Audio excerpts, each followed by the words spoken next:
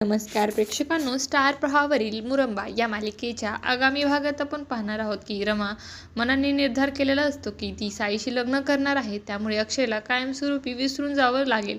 त्यानंतर आपण पाहतो गुरुजी हे साई व रमाच्या लग्नाचा मुहूर्त काढण्यासाठी आलेले असतात आणि तेव्हा रमा ही सर्वांना चहा देते व साईला बोलते, अहो चहा घ्या ना. तेव्हा माई व घरातील सर्वजण हे आनंदित होतात आणि माई बोलते, माझ्या मुलावर तर देवच पावला.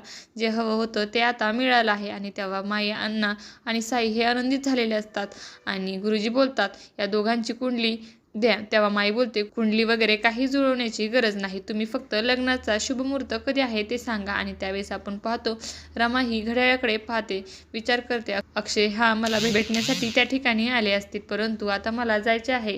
तर तिकडे आपण पाहतो अक्षय हा फुलाचा गुच्छ व रमाचे मंगळसूत्र घेऊन तिची वाट पाहत रस्त्याला उभा असतो. आणि त्यावेळेस अचानक एक कार येते व अक्षयला धडक मारून निघून जाते व अक्षय बेशुद्ध होऊन रस्त्यावर कोसळतो. आता येणाऱ्या भागामध्ये रमा ही अक्षयला भेटण्यासाठी पुन्हा जाणार का, हे पाहणं अतिशय रोचक ठरणार आहे. तुम्हाला जर आपला व्हिडिओ आवडला असेल तर चॅनलला लाईक, शेअर आणि सबस्क्राईब करायला विसरू नका. धन्यवाद.